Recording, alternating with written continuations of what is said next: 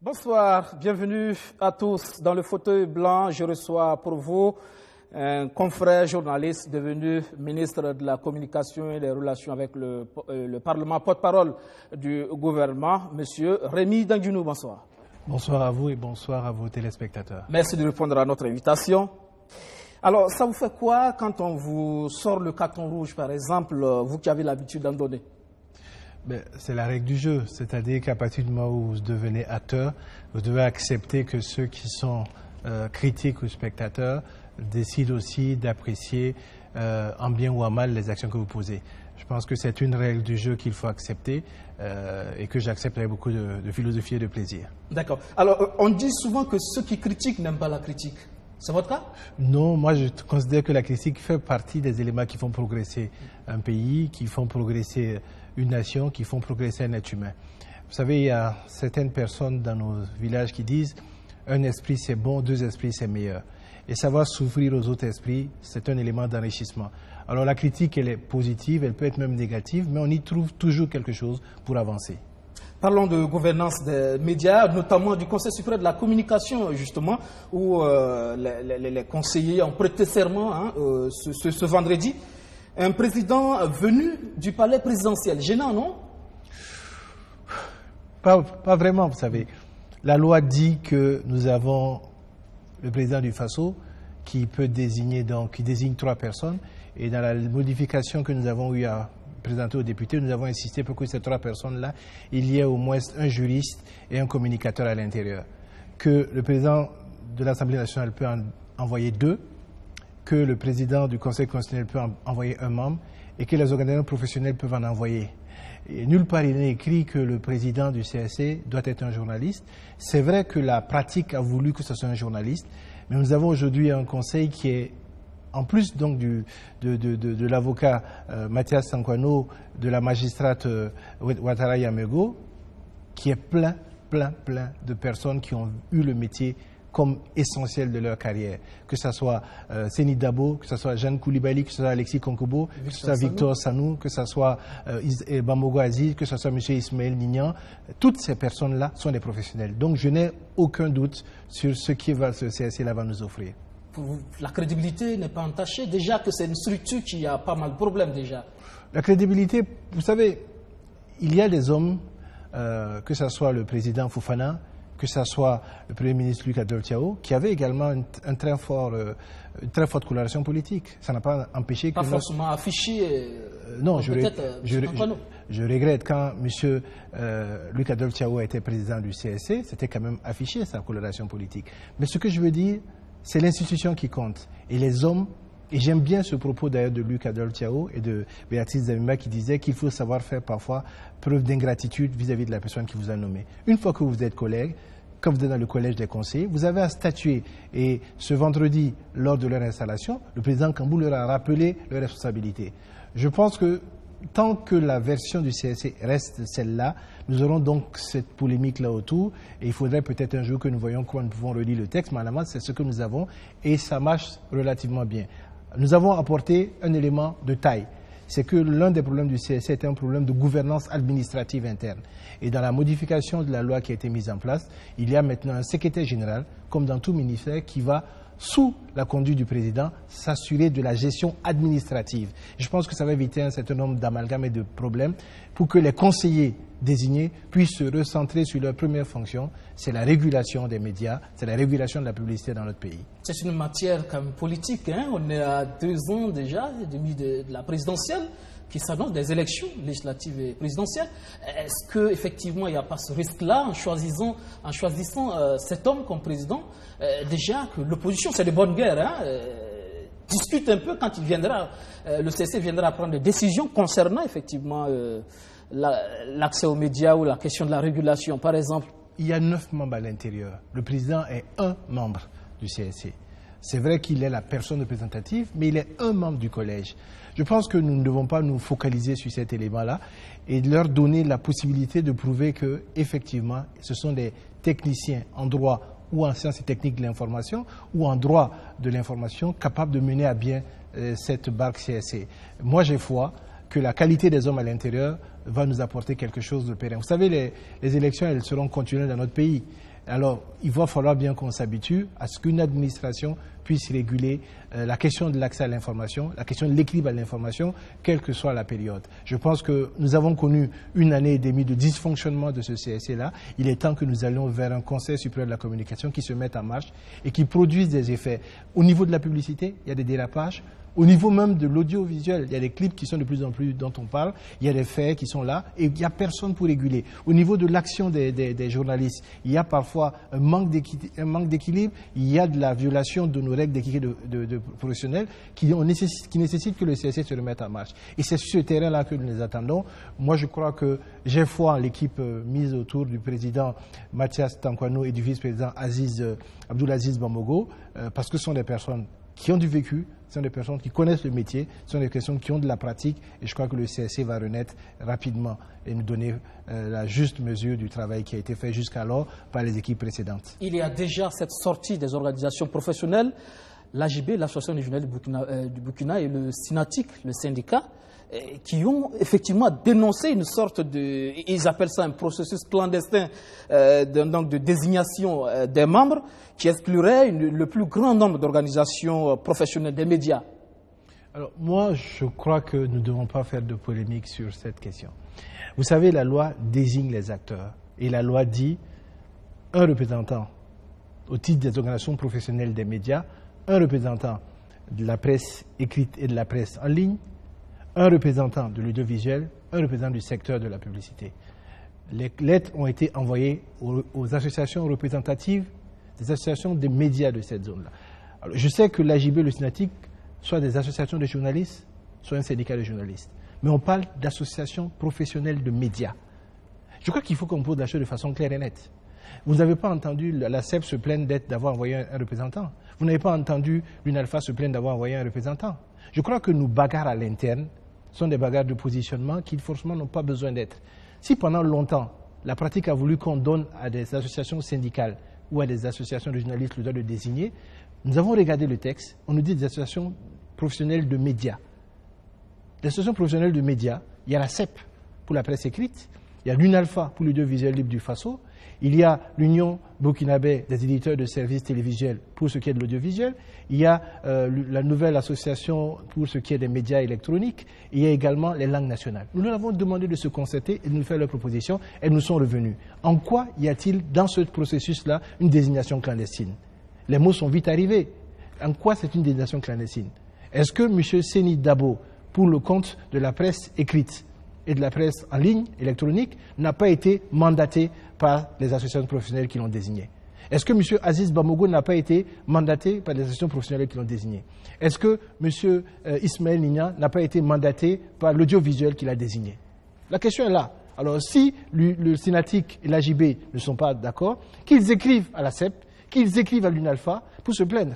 Je cite ce qu'ils disent. Contre toute attente, la présente équipe a été désignée à l'exclusion du plus grand nombre des organisations professionnelles des médias. Pire, le président du Faso, après avoir proposé ces 3 représentants, s'est octroyé le droit de désigner les organisations professionnelles des médias devant siéger dans le collège des conseillers. Pourtant, l'alinéa 4 affirme bien 3 membres désignés par les associations professionnelles représentatives des médias, dont un de la presse écrite, etc. Oui, mais est-ce que en quoi c'est contradictoire? Est-ce que les personnes ne sont pas désignées par les associations professionnelles des médias? Je ne vois pas le problème. Je dis, si le SYNATIC et l'AJB ont des reproches à faire, qu'elles se retournent vers les associations professionnelles des médias. Elles les connaissent. En tant que membre du gouvernement, en tant que ministre de la Communication, je n'ai rien à voir dans la désignation. Je pense qu'il ne faut pas faire cette polémique-là. On peut discuter de tout ce qu'on veut. On peut dire oui, il y a tel, mais il ne faut pas faire... C'est une polémique inutile et vaine. Je pense qu'aujourd'hui, les hommes qui sont au titre de ces associations professionnelles-là, que ce soit Seni Dabo, c'est un professionnel averti, 2 fois professionnel, et il a été 2 fois lauréat des Galiens, que ce soit Aziz Bamogo, qui a roulé sa bosse dans tout le monde de la publicité. Il est d'ailleurs président il était président de Publicitaires Associés. Ancien rédacteur en chef de Ouaga FM. Ancien rédacteur de Ouaga FM. Il a travaillé dans la publicité même hors du Burkina, au Niger. Lui, en lisant son CV aujourd'hui lors de la prestation. Que ce soit Ismaël Lignan, un des premiers dans le monde de l'audiovisuel, je ne vois pas en quoi ces personnes-là ne sont pas aptes à faire ce boulot. Véritablement, je pense que la polémique, pour moi, elle est stérile et inutile. D'accord. Alors, sur les médias d'État, ça fait déjà 2 ans et demi que vous êtes à la tête de ce département de la communication. Qu'avez-vous apporté si on devait faire un petit bilan de votre passage effectivement à la tête de ce département ministériel? Qu'avez-vous apporté de plus par rapport au fonctionnement des médias d'État? Je pense que la première chose, c'est que je ne m'initie pas à la gestion des médias d'État. Je suis leur tutelle technique. Vous savez, il y a certaines polémiques qui font jour, mais au final, les uns et les autres se rendent compte que je suis peut-être l'un des ministres de la communication qui est le moins intrusif dans le cadre. Plus d'indépendance aujourd'hui? Je crois fondamentalement, et souvent je trouve d'ailleurs que les médias d'État à un certain moment donné ont fait preuve d'une inégalité dans le traitement de l'information. Hein? Je dis ça souvent rigolant, moi-même j'en ai été victime. Vous savez, lorsque vous êtes dans une situation, par exemple, de grève, je me rappelle cet incident-là, j'ai été interrogé par les médias d'État qui ont passé l'interview du syndicat, mais qui n'ont pas passé mon interview. Et quand je leur ai demandé, mais j'ai dit comment on fait l'équilibre, non, ils disent, attendez qu'on fasse la grève pour qu'ils passent mon interview. Vous voyez comment ça fonctionne. Donc, je ne suis pas intrusif. Je pense que ce que nous avons apporté, c'est, je crois également, la possibilité à cette rédaction-là de s'assumer. Vous avez vu qu'il y a eu des déclarations parfois sur les médias mettant en cause tel ou tel aspect de mon travail ministériel. Ce n'est pas mon souci majeur. Ce que nous voulons aujourd'hui, c'est lui donner la force, à ces médias la force d'avancer. Et nous avons réglé un certain nombre de problèmes importants. Vous savez, lorsque nous sommes arrivés, il y avait la question des pigistes. Nous avons définitivement réglé cette question des pigistes-là. Et ça a été déjà réglé même avant que le mouvement de grève ne s'enclenche. Nous avons également réglé d'autres aspects importants. Nous avons travaillé, et ça, je crois que les syndicats y ont contribué, sur la question des frais de production. Vous savez que pour la RTB, radio comme télévision, les frais de production sont importants pour créer du contenu national qui puisse intéresser. Nous sommes arrivés à cela. Et je pense que les acteurs, notamment des médias, savent qu'il y avait un décret qui existait, mais qui n'avait jamais un arrêté conjoint, qui n'a jamais pu se mettre en œuvre. Avec la compréhension de Mme Rosine Soli Koulibaly, avec la persuasion que nous avons su mettre, cet arrêté conjoint-là a été mis en œuvre. Il y a d'autres aspects sur la numérisation que nous avons apportés, même si je reste insatisfait, parce que justement, dans le cadre de ma volonté de ne pas m'initier dans les enjeux, j'ai laissé entièrement ce processus-là être guidé par la télévision nationale. Nous avons fait un effort, 600 millions de francs CFA en 2016 pour la numérisation. Aujourd'hui, les résultats sont plus ou moins mitigés et ça pose un certain nombre de problèmes dans la capacité même souvent des acteurs à engager un certain nombre de processus. Mais le ministre que je suis ne voudrait pas être celui qui gère ça, c'est un EPE, ils ont à le gérer. Et je voudrais dire que l'autre aspect important que nous avons pu mettre en jeu, au-delà de tous les autres aspects de régulation des carrières, de mise en œuvre, etc., des plans de carrière au niveau des EPE, que ce soit citoyen comme la RTB, c'est quand même aujourd'hui au niveau de la radio nationale, la télévision nationale, l'obstention que nous avons réussi à faire de changer entièrement la présentation de notre télévision nationale. Nous allons relancer la construction du siège, mais nous avons obtenu de Minefid, Mme Rosine Soli et son équipe, que désormais la télévision nationale puisse mettre en œuvre à peu près 500 à 600 millions de francs CFA pour refaire ses décors. C'est l'un de nos gros problèmes au niveau de la télévision nationale et nous avons réussi à le faire. Et je pense que si tout se passe bien d'ici la fin de cette année 2018, les Burkinabés verront une télévision nationale différente en termes de contenu, en termes de présentation, mais également qui s'est améliorée dans le traitement de l'information parce qu'aujourd'hui, quoi qu'on dise, c'est une rédaction qui est relativement indépendante dans la mise en œuvre du traitement. Il y a justement cette question de carrière, de plan de carrière, vous en parlez justement. Comment se fait-il effectivement, vous prenez la RTB, c'est un personnel assez important, avec des hommes d'expérience qui auraient pu apporter une plus-value, bonifier ces rédactions, mais aujourd'hui on se retrouve avec des rédactions rajeunies au niveau des médias d'État, comme c'est le cas dans le privé par exemple. Oui, mais c'est une situation que nous sommes venus trouver dont nous héritons. C'est un peu le parcours un peu de notre système au niveau des médias d'État. Vous savez, il y a des gens qui partent. Lorsqu'ils reviennent, ils trouvent que les rédactions se sont un peu rajeunies, ils ne sont pas à l'aise et il n'y a pas de véritable progression possible. Lorsqu'on parle de plan de carrière, je me rappelle qu'il y a eu un atelier à Koudougou sur la question. le processus était en cours lorsque je suis arrivé au département. Je suis allé comprendre. Et je me suis rendu compte qu'on est dans une logique extrêmement administrative, mais qui ne correspond pas à la réalité professionnelle. C'est-à-dire qu'aujourd'hui, pour être chef de desk, pour être grand reporter, ça n'existe pas au niveau de la télévision nationale. Ça n'existe pas au niveau des citoyens. On passe dans des catégories, mais on ne peut pas prévoir ça. Et donc, aujourd'hui, la solution serait effectivement que dans la mesure du passage à la société d'État, nous puissions régler ces questions-là. Vous savez, lorsque vous êtes reporter, vous êtes caméraman, journaliste, vous faites 15 ans la même chose, vous n'avez pas le même entrée au bout d'un certain moment donné. Et la qualité de votre travail peut vous permettre, normalement, sans être obligé d'être nommé ou d'être propulsé par quelque relation que ce soit, d'être à un niveau de rémunération, mais également dans un niveau de responsabilité dans l'entreprise dans laquelle vous êtes, qui vous mettent justement pas au même niveau que ceux qui viennent de commencer. Mais on ne peut pas admettre aujourd'hui qu'on ait des journalistes qui soient reporters après 15 ans et qui soient reporters au même titre que des journaux qui viennent d'arriver. Bon, comprenez parfois qu'il y a des gens qui aiment le faire, qui restent reporters parce que c'est le feu de l'action, mais il y en a qui ont envie de faire autre chose. Et il faut leur offrir cette possibilité-là. Et aujourd'hui, malheureusement, les plans de carrière sont des éléments pour passer de niveau administratif, pour régler des questions, etc., mais pas pour se repositionner dans le cadre de la vie du média. Et ça, c'est un gros handicap, parce que malheureusement, nous avons une structure qui est une structure qui vient du public, qui n'a pas la prise en compte de toutes les variétés du corps au niveau donc de la réalité du métier, qui est un métier universel, et sur lequel nous avons besoin de travailler. Je crois qu'avec la société d'État, qui doit petit à petit se mettre en place. Et qui se met lentement en place, justement. On va y revenir, c'est l'un des grands enjeux. Pourquoi la société d'État se met lentement en place? Parce qu'aujourd'hui, nous sommes dans un processus qui est un processus participatif. Les syndicats sont présents dans le comité qui a été mis en place. Ils regardent les études qui ont été faites. Première raison, c'est un peu les aléas de notre système des marchés publics. On a passé des marchés avec des personnes qui ont postulé parce que la loi veut ça. Après, ils sont dans la difficulté de mettre en œuvre. Ça, c'est un problème général de nos entreprises et ça pénalise tous les secteurs. Deuxième problème qui se pose, c'est l'acceptation qu'il peut avoir de l'impact ou du coût social de cette mutation. Et ça, c'est un gros défi. 200 et quelques en personnes à Sidoaya. Il faut dégraisser. 750. S'il ne faut pas dégraisser, il faut trouver les moyens de les employer différemment.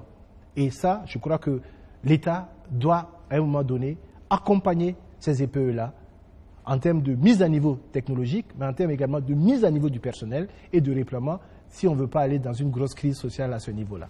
Il y a effectivement pour les entreprises de presse, puisque à la base, vous avez été responsable de patron de presse du privé. Ce sont des entreprises, certaines précarités, les entreprises de presse privées.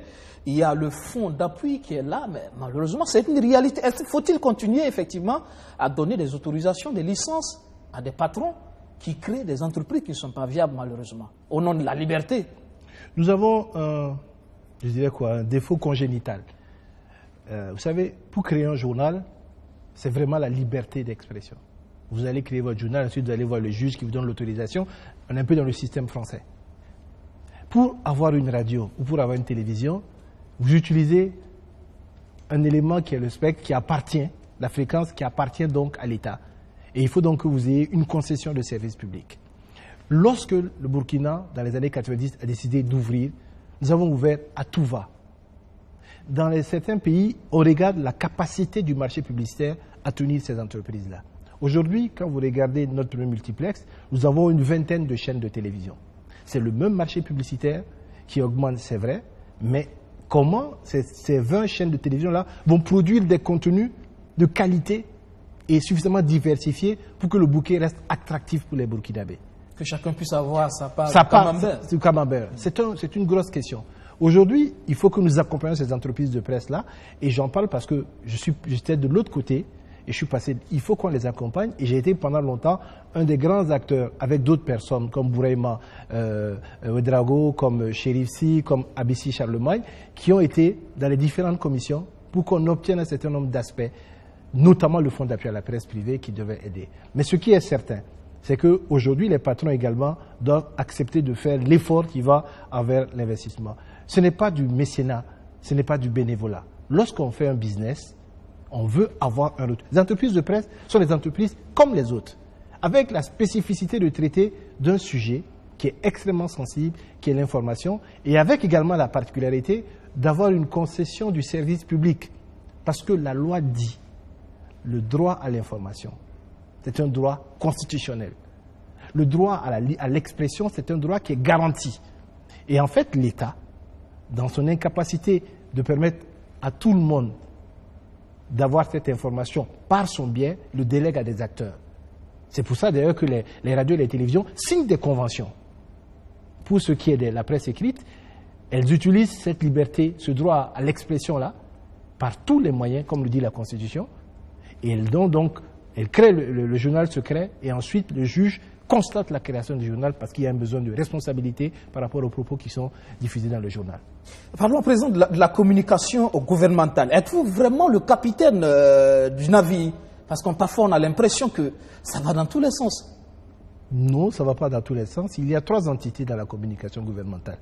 Il y a la direction de la communication à la présidence du FASO, il y a la direction de la communication au niveau donc du Premier ministère, et il y a le service d'information du gouvernement. Vous savez que la présidence du FASO, c'est une entité. Le Premier ministère et le SIG travaillent ensemble. D'ailleurs, le SIG dépend du ministre, mais est placé sous l'autorité du Premier ministre. Voilà, c'est un problème, non? Ce n'est pas un problème. Vous savez, moi, quand je suis arrivé, nous avons fait des ateliers et on s'est rendu compte que dans certains pays, c'est rattaché au Premier ministère, dans d'autres, c'est rattaché au ministre de la Communication. Chez nous, ça a même fait des va-et-vient. La question, c'est une bonne articulation et un respect des process de mise en œuvre. Si cela est fait, ça va nous apporter des éléments. Devant ce constat de difficulté, son Excellence, donc le Premier ministre, nous a instruit, avec le soutien du président du FASO, de faire un audit du service d'information du gouvernement. Cet audit a été confié à une agence étrangère qui a fait l'audit, qui a défini les éléments de faiblesse de notre communication, qui a défini où nous devons aller, puis nous devons améliorer cette communication-là. Et depuis donc une année, nous sommes en train petit à petit de mettre en œuvre cet audit-là avec un certain nombre d'éléments de mise en œuvre. Après, vous savez, il y a un paradigme qui doit changer au niveau de nos ministères. Le SIG est l'acteur principal, mais chaque ministère en tant que DCPM doit pouvoir anticiper, gérer. Et souvent, c'est ce petit plus-là qui manque. Pour les DCPM, parfois, on a l'impression que c'est de la relation presse, plus que de la communication de façon globale. Nous avons prévu donc, pour cette année par exemple, 4 sessions de formation pour les DCPM. Parce qu'il y a une chose d'être journaliste, il y a une chose d'être communicant. Il y a une chose d'avoir des relations avec la presse parce qu'on y est issu, il y a une chose de savoir, entre guillemets, vendre le contenu de l'action gouvernementale, notamment ce qui concerne son département ministériel. C'est comme ça qu'il faut concevoir les choses. Et je le dis souvent, ça fait sourire, je dis quand j'étais journaliste, je voulais voir les trains qui arrivaient en retard. Aujourd'hui, je veux parler des trains qui arrivent à l'heure. C'est toute la petite nuance qui fera de moi le journaliste, qui fera de moi le communicant. Voilà. Et là, justement, quand on voit parfois toutes ces difficultés, on a vu récemment le Premier ministre qui sort, qui fait des déclarations face aux syndicats, après qui revient, qui s'excuse. On a vu tout ce débat autour de la justification de l'achat des véhicules. On a l'impression aussi que parfois le gouvernement veut répondre à tout. C'est peut-être une impression. Le gouvernement essaye d'être dans la redevabilité. Après, vous savez, nous sommes des êtres humains et parfois nous avons des spontanéités. Mais il n'y a pas eu de remise en cause pour ce qui est de l'achat des véhicules, des talismans. Je pense que tant le Premier ministre que le porte-parole que je suis, et même son Excellence le Président du FASO, lorsqu'il a pris la parole sur la question, on a eu plus ou moins, selon les thèmes utilisés, la même finalité. Après, je crois que, et c'est là où la critique est importante, on peut apprécier ou ne pas apprécier et dire ce qu'on en pense. Mais nous avons dit pourquoi nous l'avons fait, et en tant que gouvernement, nous avons assumé cet acte qui a été posé. Libre maintenant aux acteurs de dire, nous ne sommes pas contents, nous ne sommes pas d'accord avec vous parce que nous pensons ça, ça, ça. Mais si l'on sort de l'aspect phénomène, l'aspect événementiel, pour regarder de façon structurelle, je crois que les analystes doivent reconnaître que ces acquisitions-là apportent plus en termes d'économie à l'État, par le processus de mise en œuvre qui a été fait, par la façon dont les véhicules sont entretenus, par le gain en économie au niveau de carburant, et également de l'entretien qui est mis en œuvre, que par rapport au parc qui était là, qui était usité, qui créait un certain nombre de problèmes. Ça, c'est une vérité. Mais après, il est clair que quand vous dites ça, vous n'empêcherez pas les gens de dire, oui, c'est vrai, au pays les véhicules, mais il y a tel ou tel problème ici, il y a tel ou tel problème ici. Ça, c'est tout à fait normal. Mais un gouvernement se doit aussi à un moment donné de faire des choix. On se mettait dans une logique qui n'est pas formellement aujourd'hui à court terme, mais qui peut être à moyen terme et qui peut, sur le moyen terme, se justifier parfaitement. Un gouvernement qui communique aussi trop sur les réseaux sociaux, non? Je ne sais pas s'il communique trop sur les réseaux sociaux. Parce qu'on voit que chaque ministre a derrière sa petite équipe, indépendamment parfois même du DCPM, des directeurs de la communication. Vous avez ces jeunes-là autour qui suivent les ministres, qui font des photos, qui les postent, parfois avec des textes forcément en termes de communication où il y a beaucoup de choses à redire, qui ne servent pas forcément le ministre en question. On voit, même vous, monsieur le ministre, vous êtes constamment sur les réseaux sociaux parfois pour débattre. Est-ce que véritablement c'est une très bonne chose, justement, d'être trop présent sur les réseaux sociaux? On n'est pas trop présent. Si on n'est pas présent, on va nous accuser de ne pas être présent. Si on est présent, vous dites qu'on est trop présent. Il est clair qu'aujourd'hui, dans notre espace, tout ce qui est réseaux sociaux participe à une maturation, à une création de l'opinion. Ce n'est pas le seul élément, c'est clair. Après, ce que vous dites, c'est juste. Moi, je suis issu d'un espace où j'avais déjà un usage des réseaux sociaux avant d'être ministre. J'ai tempéré cet usage-là. J'ai confié à ma direction de la communication un certain nombre d'aspects. Ce qui ne m'empêche pas, paradoxalement, d'avoir ma page personnelle sur laquelle je continue à exister en tant qu'être humain, Rémi Fulgence Dandinou, qui n'est pas forcément le ministre. Après, vous parlez d'acteurs. Mais vous savez, beaucoup d'acteurs sont des acteurs engagés politiquement de façon très ferme. Ils ont une structure derrière, avec laquelle ils travaillent. Et cette structure-là, elle ne peut pas s'arrêter de fonctionner parce que monsieur X est devenu ministre. Il a offre son engagement politique à perpétuer et à entretenir. Et vous n'avez pas un regard en tant que ministre de la Communication sur toutes ces communications faites autour des différents ministres? Vous savez, si je devais avoir le regard sur ça, je n'aurais que ça à faire. Parce que les conséquences, vous serez obligé de les gérer, monsieur le ministre. Et je les gère. La question essentielle, c'est comment nous formons la DCPM pour travailler sur ces questions-là, mais aussi il faut de la réactivité. Comment nous apprenons au DCPM à être réactifs? Après, comment les acteurs politiques, et ça c'est leur choix. Même les DCPM se plaignent justement de ces jeunes autour des ministres, effectivement, qui communiquent pour les ministres. Mais ils existent et on doit travailler avec eux parce que c'est les jeunes qui ont accompagné ces ministres-là à un moment donné de leur parcours. Ce sont des jeunes qui sont engagés, parfois politiquement. On ne peut pas leur dénier le travail qu'ils font. Simplement, c'est savoir les encadrer pour ne pas qu'il y ait des dérapages. Mais dans tous les pays du monde, ça existe, ce n'est pas propre au Burkina.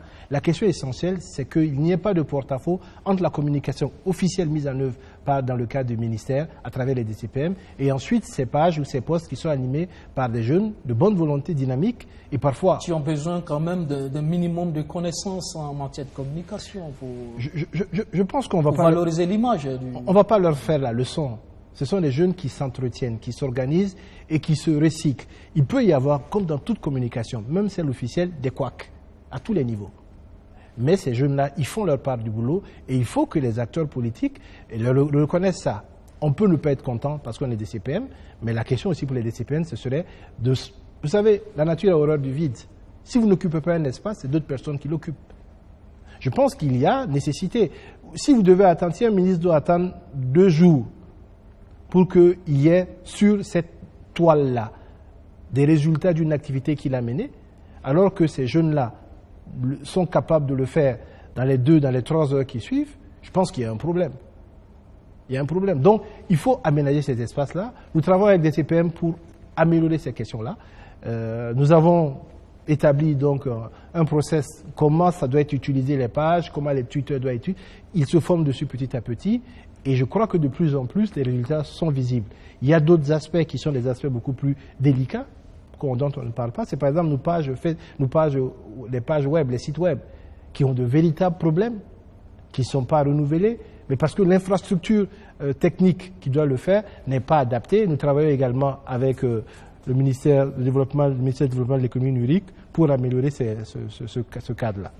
Alors parlons à présent de ce sujet qui fait l'actualité, la polémique en ce moment, le code électoral. Comprenez-vous les inquiétudes de l'opposition en ce moment? Personnellement, je ne vois pas d'inquiétude. Je ne comprends pas ces inquiétudes. Et je l'exprime d'autant plus difficilement parce que je crois qu'en tant que journaliste, j'ai suivi l'évolution de cette question-là. Je pense qu'en tant qu'acteur engagé, je me suis également posé des questions par rapport à cette situation. Il y a 2 choses qui sont, à mon avis, essentielles. Nous avons décidé et c'est le président du Faso qui a pris cet engagement, que nous allons passer à une 5e République. Il y a nécessité donc de mettre en place, après concertation, un référendum pour l'adoption de cette. Le code électoral que nous avions mentionnait le référendum, mais ne donnait pas les modalités de sa mise en œuvre. Il fallait donc voir ça. Deuxième aspect, le président du Faso s'est engagé depuis son élection, depuis la campagne, à ce que, s'il est élu, le vote des Burkinabés soit quelque chose d'effectif. Comment nous avons ce vote-là? Dans l'équité, dans la transparence. Voilà les deux questions qui sont liées au vote. Personnellement, je ne peux pas comprendre cela parce que, vous savez, pour moi, j'essaie de ne pas être dans la politique politicienne et de regarder la réalité des faits. 2009, l'engagement est pris. 2010, ce n'est pas possible.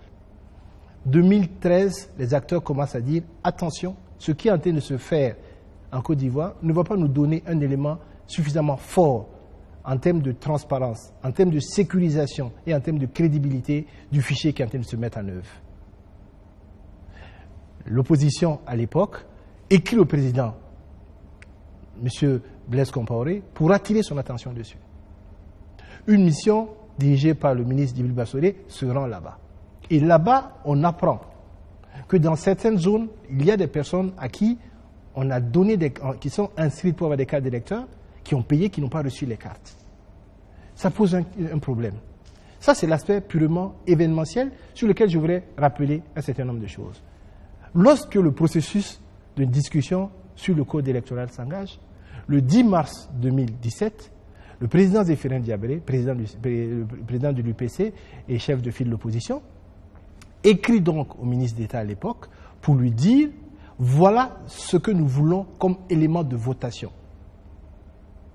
Je pense que après, on peut rentrer dans le débat politique, mais j'aimerais qu'on ramène les choses à des aspects purement simples. De notre métier, on garde une chose, c'est le fait. Les faits, c'est ça. Les faits, c'est ça. D'accord, ok. Parlons justement des faits.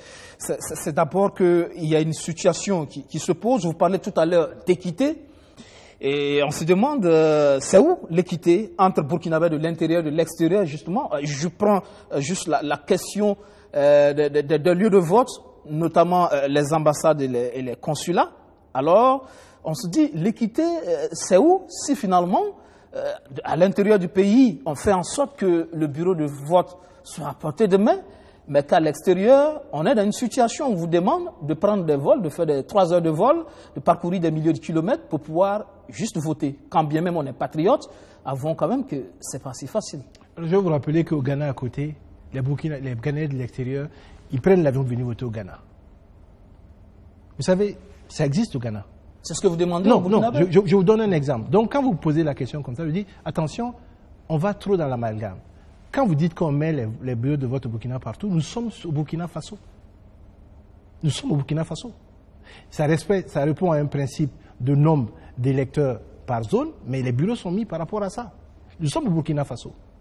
Si vous allez au Ghana, en Côte d'Ivoire ou en Chine, vous êtes dans un pays étranger où vous avez des enclaves consulaires ou des enclaves diplomatiques dans lesquelles vous exercez la plénitude de votre pouvoir. Le reste, ça se négocie. Non, laissez-moi terminer. Donc, lorsque l'on part sur ça, c'est le premier précepte. Après, les acteurs ont dit, et le président du Faso y compris, nous allons voir avec les pays les possibilités qui nous sont offertes. Si c'est possible, nous allons... Mais on ne peut pas décider dès à présent... L'inquiétude, c'est que dans le texte précédent, je crois que cette ouverture-là est inscrite et que cette fois-ci, ça ne figure pas. Mais il faut déjà que ça soit acquis avec les acteurs. Vous savez, si aujourd'hui, dans le processus de mise en œuvre, un pays dit, OK, on va le faire, c'est ce pays-là qui va assurer la sécurité des bureaux. C'est lui qui va s'occuper de tout. Je pense que c'est des choses qui se négocient avec les acteurs. Et je crois aussi que, n'oublions pas que nous sommes dans un processus qui peut être évolutif. Il peut être évolutif. Nous avons commencé au Burkina dans des situations différentes. Aujourd'hui, nous sommes arrivés à ce que, comme dirait quelqu'un, ce serpent de mer-là finisse par disparaître en tant que serpent de mer, mais d'être quelque chose qui est acquis pour les acteurs. Allons-y sur ça et nous verrons comment nous pouvons améliorer le processus. Mais ce n'est pas un casus belli. On donne des chiffres, on vous dit 8 millions d'électeurs pour le Mali, 400 000 personnes qui vont voter. Côte d'Ivoire, 5 millions, 0,99% des Ivoiriens de l'extérieur qui votent. Il y a les faits, et puis il y a la mise en œuvre. Je pense que l'élément qui est important, sur lequel nous devions quand même reconnaître qu'il y a une avancée majeure, c'est que pour la première fois dans notre histoire, des Burkinabés de l'extérieur vont exprimer avec les mêmes documents que les Burkinabés de l'intérieur leur droit au vote. Encore faut-il qu'ils aient cette possibilité. Le plus important, ce n'est pas forcément le document, mais derrière le document, il faut avoir cette possibilité de voter. On connaît aussi la réalité de nos populations qui vivent dans ces pays, n'ont pas forcément les moyens de faire ces longs déplacements. Est-ce que finalement, c'est vrai, on dit oui, on permet aux Burkinabés de voter, mais derrière, avouons, monsieur le ministre, que cette façon de faire, c'est-à-dire cette limitation, c'est vrai, vous expliquez, ça se comprend, mais avouons qu'il y a une bonne partie des Burkinabés de la diaspora qui ne pourront pas voter. Pourquoi ils ne pourront pas voter? Parce que la distance. C'est-à-dire que vous pensez que la question principale doit se régler à ça. Je me dis, nous avons, je pense, plus trois consuls généraux, plus l'ambassade. Ça fait 4 sites potentiels où on peut mettre plusieurs bureaux de vote. Je pense qu'aujourd'hui, les acteurs se décident. S'ils veulent participer aux élections, ils participeront aux élections. S'ils estiment que ça peut être coûteux ou difficile pour eux, on verra s'ils participeront ou pas. De toute façon, comme nous avons dit, et le président du Faso l'a déjà affirmé, nous allons voir ce qui peut être fait dans les situations où ça peut se régler. Mais ne pensez pas, par exemple, que nous allons pouvoir sortir de ces zones. Est-ce qu'on va pouvoir mettre dans chaque campement où il y a des Burkinabés un bureau de vote? Ça va être ingérable. Ça va être ingérable. 2020, on n'en parle pas suffisamment, mais c'est une année d'enjeu électoral également pour les Ivoiriens. Je pense qu'au-delà de la question polémique que nous voulons créer, regardons l'effectivité. Ce qui est normal dans la loi, c'est que nous ayons cette possibilité dans nos enclaves diplomatiques et dans les enclaves consulaires. Mettons en jeu cela, et ensuite les acteurs négocient pour voir ce qui peut être aménagement. Mais que ça devienne dès à présent une fixation, pour moi, c'est véritablement, on est en train de perdre l'essentiel pour quelque chose qui, pour moi, devient un élément qui peut s'améliorer au fur et à mesure. Je rappelle, l'élément essentiel, c'est que ce vote-là, il est acté. Et il est acté dans l'équité entre les Burkinabés. Les éléments qui vont servir au vote seront les mêmes pour ceux qui sont à l'intérieur que pour ceux qui sont à l'extérieur. Ceux de l'extérieur, quel que soit le lieu où ils se trouvent sur la surface de la Terre, si les conditions en termes de nombre et en termes d'existence d'enclaves diplomatiques sont remplies, ils pourront également le faire. Alors, qu'est-ce qu'on fait pour ces centaines de milliers de Burkinabés qui ont la carte consulaire, qui souhaitent voter? Qu'est-ce qu'on fait? Parce qu'on est à 2 ans et demi. Là aussi, on se demande pourquoi, à partir du moment où le président de Faso savait bien qu'il tiendrait cet engagement, pourquoi on s'y est pas pris si tôt déjà pour permettre déjà aux Burkinabés de savoir à quoi s'en tenir sur les documents de votation. Là, aujourd'hui, à 2 ans et demi, qu'est-ce qu'on fait finalement pour permettre au maximum de Burkinabés d'avoir cette carte?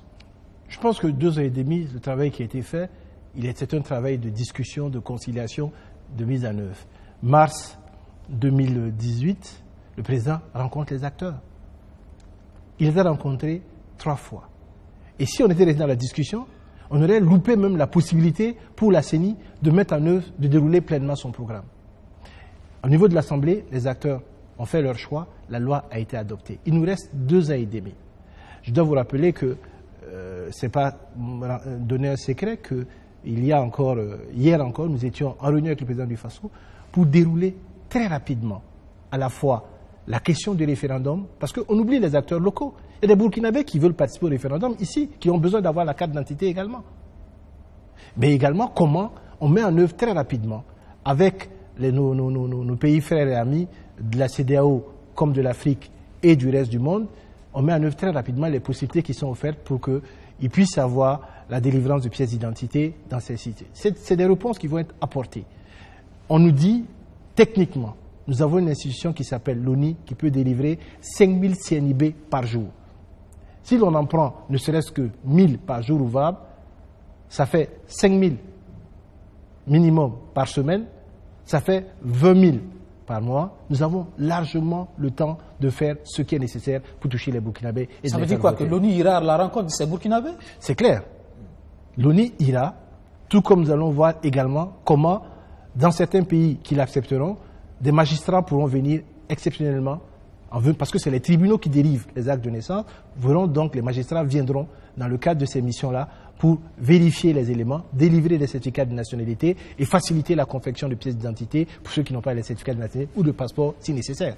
D'accord. Alors, l'autre volet, c'est là encore la communication gouvernementale autour de cette polémique. On a l'impression aussi, je m'excuse, monsieur le ministre, que ça va dans tous les sens quand même. Tantôt, d'abord, c'est l'opérateur qui délivre la carte consulaire qui est mise en cause, sa crédibilité.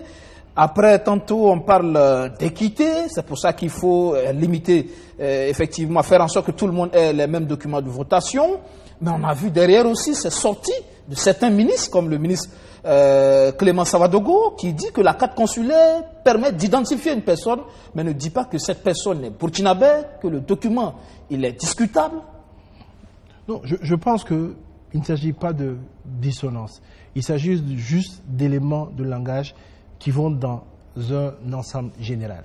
Lorsque le ministre Clément dit ça, il faut savoir que la base, la carte consulaire ne nécessite pas forcément le certificat de nationalité burkinabé. À partir du moment où il y a cette absence-là, pour les acteurs, notamment dans le jeu de l'élection présidentielle, ça peut poser un problème.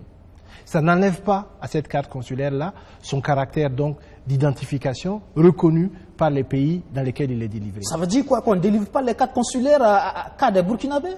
Ça veut dire qu'on ne demande pas forcément comme pièce. Quand vous allez pour faire votre passeport, on vous demande la photocopie légalisée de votre carte d'identité.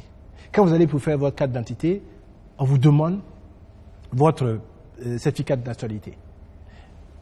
Donc, il y a la certitude et la traçabilité qui sont en cause. C'est pour ça qu'on dit qu'il y a 2 documents que l'on peut utiliser partout. Est-ce que ça, ce n'est pas la faute à l'État, justement? Est-ce que ce n'est pas l'État qui a créé cette situation? Pourquoi avoir accepté, effectivement, de délivrer des cartes consulaires? Parce qu'après tout, on dit carte consulaire. Quand vous avez ça, on vous identifie comme étant un Burkinabé. Pourquoi l'avoir accepté, justement? Mais, on est dans un processus d'ensemble. Et je rappelle que, et vous avez fait cas, l'opérateur, lorsque le processus a été mis en œuvre, ça crée un certain nombre de problèmes. À partir du moment où, pour tenir compte de certaines réalités, parce qu'il ne faut pas oublier aussi que nous avons des acteurs, nous avons des Burkinabés qui sont nés là-bas, qui ne sont pas revenus ici faire leur pièce d'identité, leur certificat de nationalité, et qui y vivent. Donc, il y avait besoin de leur donner une sécurisation. Et on allait dans cette sécurisation-là. Ce qui est louable et normal. Mais aujourd'hui, nous sommes dans le cadre d'une élection présidentielle. Nous devons choisir le président du Faso. Et seuls peuvent participer à ces élections-là des personnes dont la carte spécifie effectivement leur appartenance. Donc, c'est pour ça que nous disons, il y a cette possibilité qui va être donnée pour que, effectivement, des magistrats, ils ont un terme précis pour ça, ils ont des équipes qu'ils organisent, ça s'est déjà passé d'ailleurs, où ils vont dans les pays, dans l'ambassade, et où ils peuvent délivrer des certificats de nationalité aux gens. Ces possibilités-là seront faites, on va discuter avec les États pour savoir où on peut arriver à le faire, si les États le permettent, parce que certains États n'acceptent pas que des magistrats étrangers viennent sur leur territoire pour délivrer ce genre d'actes-là. Donc il y a des discussions qui sont mises en œuvre. Les instructions ont été données aux différents acteurs, ministère de la Justice, ministère des Affaires étrangères, ministère de l'Intégration africaine et des Burkinabés de l'extérieur, pour que justement, dans tous les pays où on peut gérer cette question-là, ça soit mis en œuvre. Je pense qu'il ne faut pas jeter la carte consulaire à l'ortie. Parce que justement, quand on parlait d'éléments de langage, on a comme l'impression que c'est le cas. Non, ce n'est pas le cas. Moi, j'aime bien ce que dit le ministre Siméon ou que dit le ministre Waro. Vous avez, depuis, dans les élections passées, on pouvait voter avec le livret de famille. Est-ce que pour autant, aujourd'hui, on a retiré la fonction de livret de famille parce qu'on ne peut plus voter avec? Vous avez des élections où on pouvait voter avec l'acte de naissance. Est-ce que pour autant, on a retiré la fonction de l'acte de naissance si on ne vote plus avec? Mais quel message vous envoyez justement aux autorités ivoiriennes et gabonaises aujourd'hui par rapport à la carte consulaire? Que désormais, vous contrôlez un monsieur qui se présente avec cette carte consulaire burkinabé, vous devez être en mesure de lui dire « ça ne fait pas de vous un burkinabé ». C'est cette image que vous voulez renvoyer? La carte consulaire dit que vous êtes telle personne, de résider en telle personne, vous êtes telle personne. Et ça, c'est nécessaire. Nous avons travaillé, les différents acteurs ont travaillé pour que même parfois au niveau des transactions bancaires, ce soit accepté. Mais pour autant, est-ce que ça dit pour que vous pouvez venir participer au vote avec ça? Je pense que la loi définit les éléments qui sont nécessaires pour faire le vote. La loi a dit que pour les votations à venir, nous avons 2 types de documents. La carte d'identité nationale et à la demande de l'opposition, il a été introduit le passeport. Le passeport parce que le passeport a également à l'intérieur, dans le dossier constitutif, une photocopie légalisée de la carte d'identité, les autres éléments nécessaires pour faire ce passeport-là. Donc je crois que c'est un élément qui est important et sur lequel nous devons travailler à ce que les différents Burkinabés installés à l'extérieur puissent avoir ces documents-là, à savoir notamment leur carte d'identité, pour participer aux différentes votations. Je pense que c'est ça l'acquis. Et c'est important. Quand on parle d'équité, c'est ça. C'est que le document qui va servir aux votations soit le même pour tous les Burkinabés.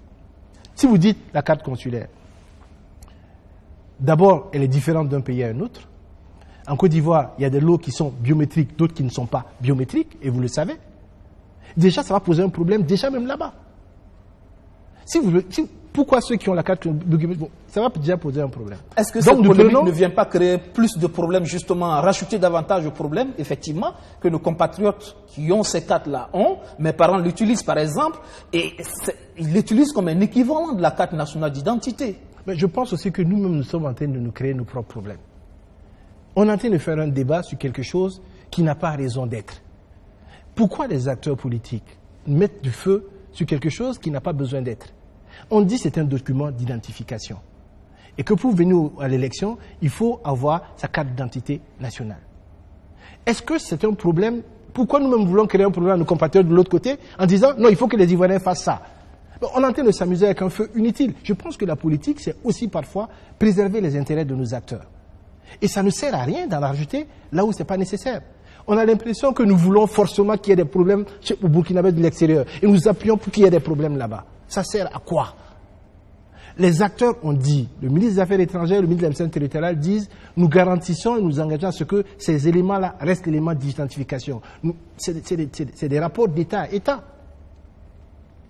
Si jamais un problème se poserait à ce niveau-là, si jamais ça arrivait, vous pouvez être certain que les acteurs, que sont le Premier ministre et le ministre des Affaires étrangères, assumeront les responsabilités. Pourquoi nous voulons en faire que ça devienne un problème? C'est ce que je disais à mon propos. Restons sur les faits. Aujourd'hui, est-ce que les Ivoiriens disent qu'ils remettent en cause notre carte consulaire? Non. Par nos propos, justement, on pourrait les amener à douter. Par vos propos, en partie. Puisque on est dans les éléments de langage du gouvernement aussi. Les éléments de langage du gouvernement sont clairs. Nous voulons de l'équité. Nous voulons qu'il y ait une transparence dans les élections. L'équité, c'est que tous les Burkinabés, où qu'ils soient, utilisent des éléments de votation qui sont les mêmes. Et la seule garantie que nous avons pour que ces éléments-là soient les mêmes et qu'ils soient transparents, c'est la carte d'identité. Je disais au début de mon propos, revenons sur les faits. Ça fait plus de 10 ans que nous demandons que le seul élément de votation soit la carte d'identité. Aujourd'hui, on le met sur la table. Les mêmes acteurs qui voulaient ça disent c'est pas bon. Qu'est-ce qui s'est passé pendant ces 10 ans? La carte d'identité burkinabé a perdu sa valeur? Non. Je crois aussi que nous devons revenir sur les faits. C'est des choses simples. Moi, je parle de ce que j'ai vécu, de ce que j'ai suivi en tant que journaliste, ce dans quoi je me suis engagé pendant des années. Nous avons dit, pour qu'il y ait une transparence dans les élections, comme dans toute démocratie qui se respecte, votons avec notre carte d'identité. Ça garantit l'équité, ça garantit la transparence et ça donne une fiabilité du fichier. Ça a été difficile à obtenir. Aujourd'hui, quand on l'obtient, les acteurs disent non, non, non, ce n'est pas ce que nous voulons. Nous voulons revenir à une situation où nous avons des cartes multiples. Que recherchons-nous exactement? Un progrès dans la pratique de la gouvernance dans les élections ou une situation où il y a du cafouillis, où nous créons des suspicions? Non. Je crois qu'il nous faut accepter d'avancer. Et cette avancée-là aujourd'hui, c'est celle que nous avons. Alors, monsieur le ministre, allons-nous continuer justement à délivrer ce document, la carte consulaire finalement, après tout ce débat? Est-ce qu'on va arrêter de délivrer les permis de conduire? Est-ce qu'on va arrêter de faire les cartes de mariage? Plutôt les livrets de famille? Est-ce qu'on va arrêter de délivrer comment on appelle ça, les certificats les actes de naissance? Puisque finalement, non. La carte consulaire ne remplace pas la carte nationale d'identité. Mais, vous avez lu le document, c'est une recommandation. Quand vous êtes dans un pays, quand vous êtes de passage, votre carte d'identité, elle fonctionne. Lorsque vous êtes installé dans le pays, il vous faut une immatriculation au niveau de votre consulat. Lorsque vous allez quand vous allez vous y immatriculer, on vous donne un document qui vous identifie comme étant burkinabé vivant dans cet espace-là. Et on vous donne la carte consulaire. Est-ce que la fonction change? Je pense que nous devons poser les problèmes de façon simple pour que les gens comprennent. Si on vous dit que votre permis de conduire ne peut plus servir à voter, vous allez passer votre permis de conduire parce que vous en avez besoin pour conduire votre voiture.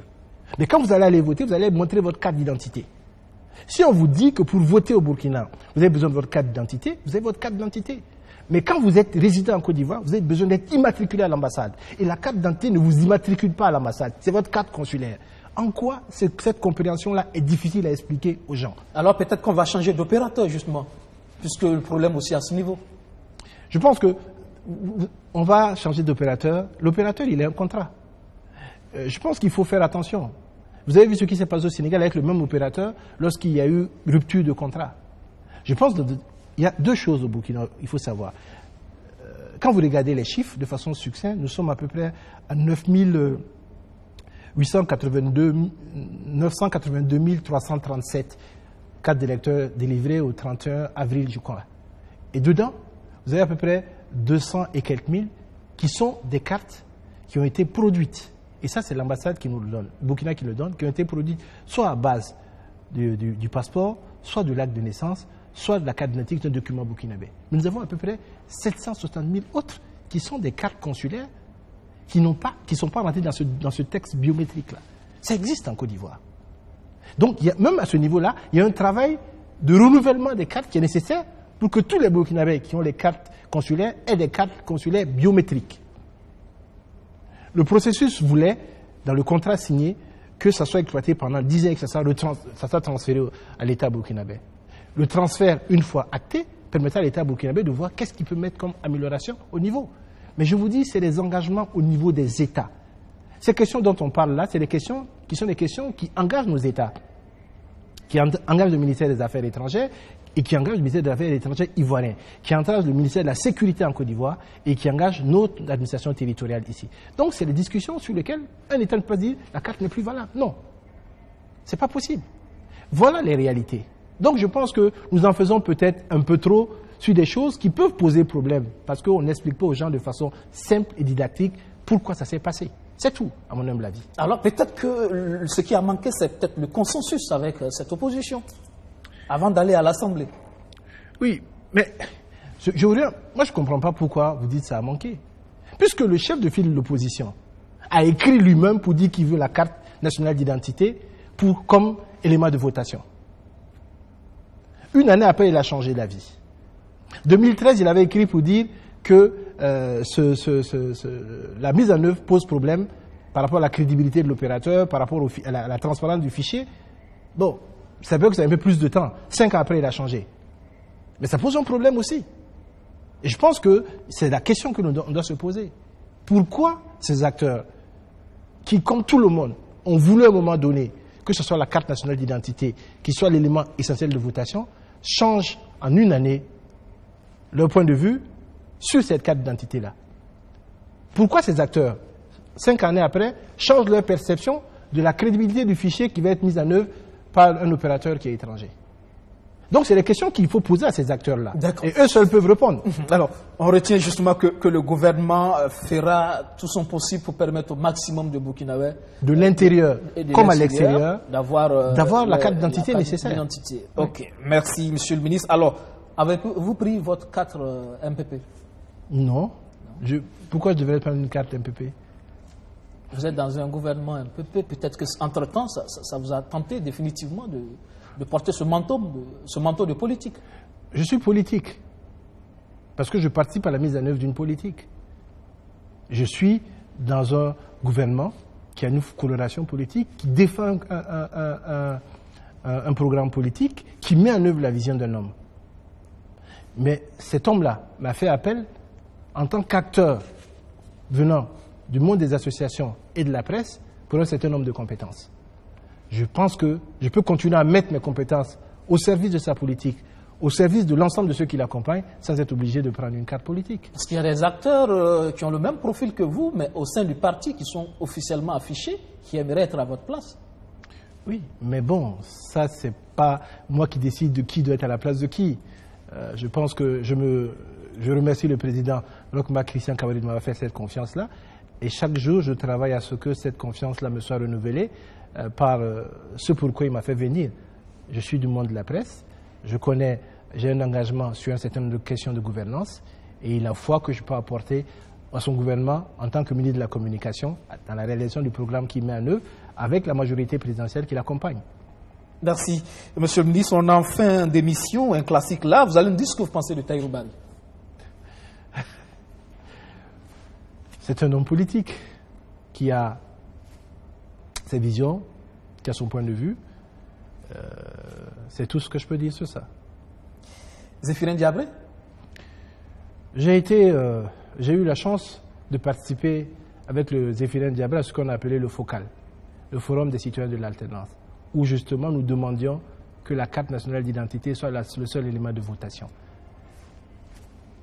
Et pour terminer, Rochma Christian Kaboré.